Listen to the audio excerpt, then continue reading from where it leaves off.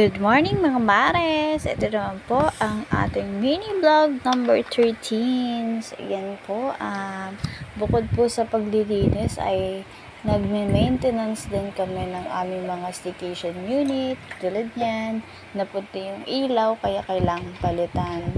Tapos, yun nga, naglinis din pala kami ng grease trap na ito kasi yung grease trap ng isa naming unit ay talaga namang nagbabara na.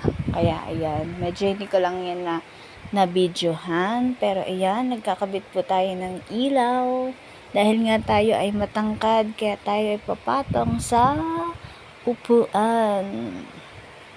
So ayan, diba? Kita ang bilbel ng mama nyo. Charin. Habang naglilinis nga na ibang unit ang aking mga staff, ay ako naman talagang tinitingnan ko kung may sira ang mga unit namin. Kapag merong sira ay aayusin agad. Kasi syempre, hindi naman pwedeng pabayaan dahil alam niyo na magagalit ang ating mga guest. O diba, nabulol. Alam nyo ba mga mare na malaki yung natitipid namin sa ganito, yung hindi ka masyadong maarte, yung hands-on ka.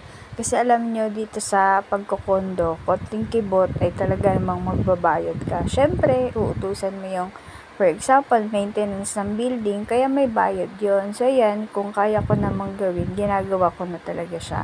Kasi syempre, kung makakatipid ka, for example, katulad niyan, magpapakabit ka ng ilaw. Pag tumawag ka sa maintenance, 300 pesos yan. Kahit wala pang isang oras nilang ikakabit. So, ganun yan pagdating sa condo. Pag nag-uutos ka, kailangan laging may bayad pagdating sa maintenance. Kasi syempre, iuutusan mo nga sila. So, ayan, ganyan ginagawa ko mga mare. Kapag ka may konting nasisira or kailangan ayusin sa mga unit namin, ay talaga namang inaayos ko talaga pag kaya ko. Pag hindi naman talagang nag-uutos na ako. So, ayan nga, nagre-ready na kami kasi pauwi na kami nito. Ayan yung mga staff namin. Ayan o, tingnan mo. Pa-smile pa yung iba. Si Osang pala yan. Ang negra kong staff. Charis. Si Osang at si mama niya. Tapos kapatid niya yung batang lalaki. Sinama kasi nila, ayan, mag-ina yan si Ate Joby tsaka si Rose Ann.